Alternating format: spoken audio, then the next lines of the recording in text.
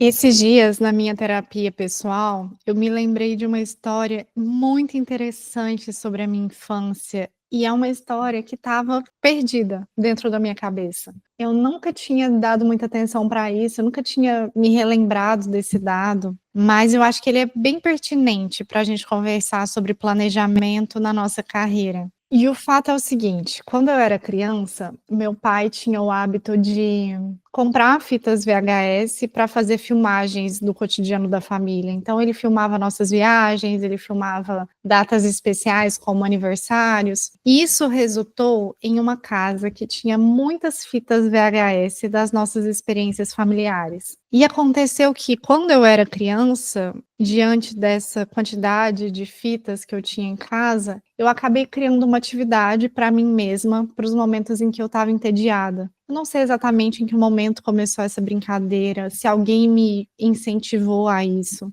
mas eu me lembro de, durante vários dias da minha infância, quando eu não tinha nada para fazer, eu ia até essas fitas que ficavam ali perto da televisão, perto do videocassete, e a minha atividade era reorganizar as capas dessas fitas de acordo com um sistema lógico. Então, meu pai tinha fitas que tinham diferentes capas, com diferentes desenhos, mas algumas eram iguais entre si. E eu me ocupava da tarefa de criar um sistema para que as capas estivessem adaptadas para cada temática de fita. Então, se eram filmagens de viagem e naquela fita tinha uma gravação de viagem, eu ia colocar a capa bege, por exemplo. E aí, nas outras fitas de viagem, eu também ia criar a cápsula bege para que fitas de viagem tivessem a mesma cor. Obviamente, não existia nenhuma exigência na minha casa para que um sistema de organização assim fosse criado.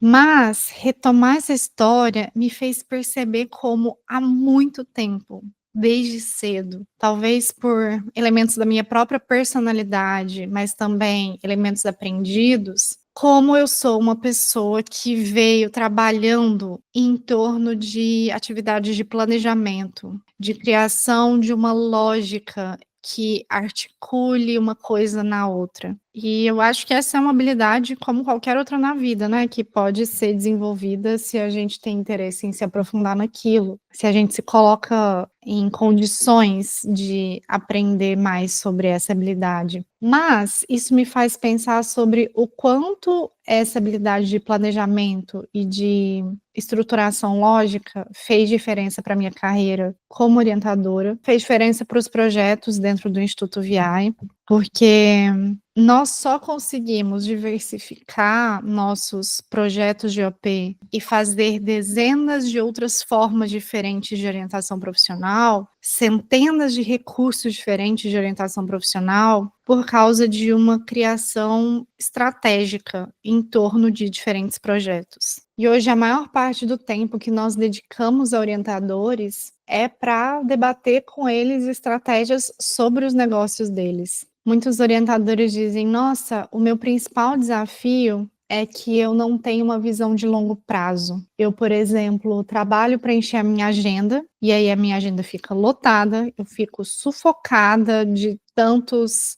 clientes que eu estou atendendo simultaneamente. E aí, quando acaba a jornada com esses clientes, eu fico com a agenda vazia. Eu não tenho ninguém na minha porta já preparado para ser atendido. Eu tenho que começar a pensar, e agora, qual que é meu próximo passo? E isso é um grande problema, principalmente considerando que a gente trabalha numa área com um tipo de serviço que é sazonal. Não é todos os dias de um ano que alguém vai estar contratando um orientador profissional. Existem momentos específicos de demanda para esse serviço no ano. E é por isso que é tão importante nós termos uma visão estratégica que não seja só de curtíssimo prazo, que não seja só voltado para realizar as atividades urgentes do que já está acontecendo. Eu me lembro de uma vez que eu estava dando supervisão para uma orientadora montar o projeto dela, e ela estava bem um determinado dia, assim, da supervisão, contando como seria o dia em que ela faria palestra em um evento. E aí ela estava me contando como seria o dia dela, e que as coisas iam se encaixar dessa forma, e que aí ela ia gastar 1 hora com a palestra. E eu disse, não, não, não, não. Não, você não vai gastar 1 hora com a sua palestra. Quanto tempo você gasta para se locomover até o lugar da palestra?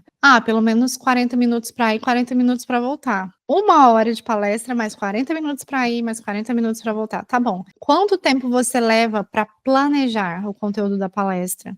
Ah, entre 2 a 3 horas. Tá bom. Quanto tempo você leva para negociar com os responsáveis da instituição sobre essa palestra? Ah, eu já devo ter gastado umas 4 horas falando com eles sobre isso. Quanto tempo depois você vai levar para avaliar os resultados da palestra? Ah, vou gastar mais tanto tempo. Então, assim, quando a gente pensa de forma estratégica nos nossos processos de OP, não pode ser uma visão voltada só para o que já está acontecendo. Precisa ser uma visão voltada para o que já aconteceu antes, para o que está acontecendo agora e para o que a gente gostaria que acontecesse daqui para frente. É por isso que é até estranho algumas pessoas considerarem assim: ah, a minha agenda vai estar cheia quando eu estiver com orientandos em todos os horários do meu dia. Mas isso não é estratégico. Você ter orientandos para serem atendidos para você em todos os horários do seu dia vai te causar muitos problemas lá na frente. Pode até ser algo muito interessante para o atual momento em que você vai estar recebendo bastante, em que você vai estar envolvido com muitos clientes, mas isso vai virar uma bola de neve de problemas daqui para frente, justamente porque esses projetos vão acabar. E aí, quais outros projetos já vão estar engatilhados?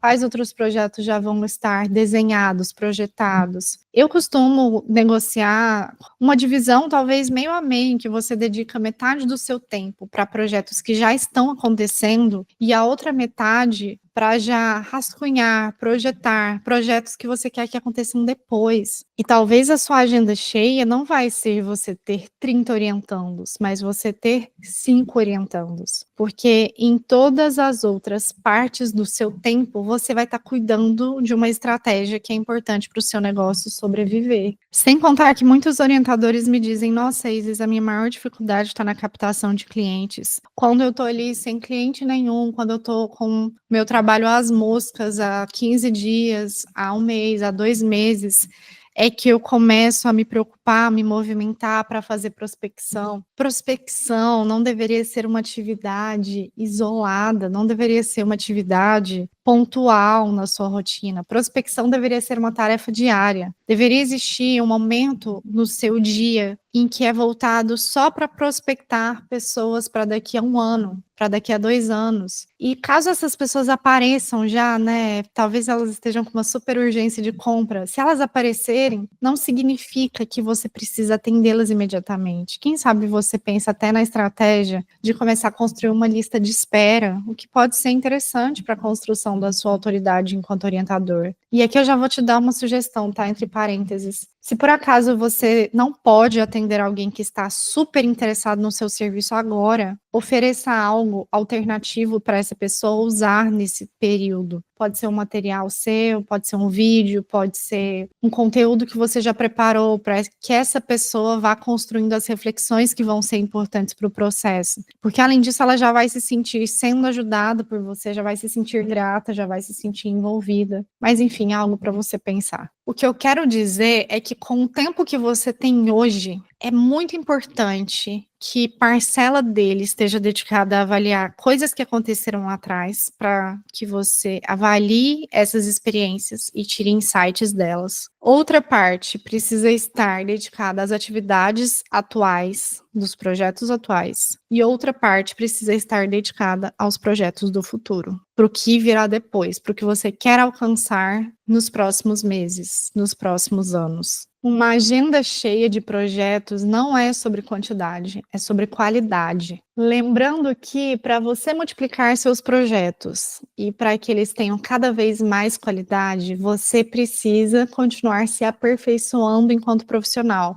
Então, dentro dessa quantidade de tempo que você tem, você vai ter que deixar uma beirada separada também para o seu próprio desenvolvimento pessoal/profissional. Quanto tempo do seu presente você vai dedicar para ir se tornando o profissional que você quer ser no futuro. E eu sei que é difícil fazer uma organização estratégica dessas, se a gente não tem experiência com isso, ou se a gente não tem muitas referências sobre quais são as organizações mais interessantes. E eu sei também que a gente não tem todo o tempo do mundo para criar um monte de partes dele e cada parte ser dedicada a uma responsabilidade específica. Nós ainda temos que descansar, dedicar tempo para nossa família, nos divertir, viajar, lavar a louça, colocar as roupas no varal. Então, assim, depois de estruturar as estratégias que você precisa usar para tornar o seu negócio de OP sustentável, vai ser muito interessante se você contar com ferramentas que automatizem essa organização para você, ou que já te sugiram formas interessantes para se organizar pessoalmente. Na comunidade Orienta, nós temos centenas de ferramentas disponíveis que cuidam de diferentes dilemas da jornada profissional. Elas são todas ferramentas que já estão organizadas numa estrutura funcional, que funcione bem para você mesmo organizar a sua própria carreira, mas também para os seus orientandos, para que eles organizem o planejamento, a trajetória profissional deles. E elas, inclusive, te ensinam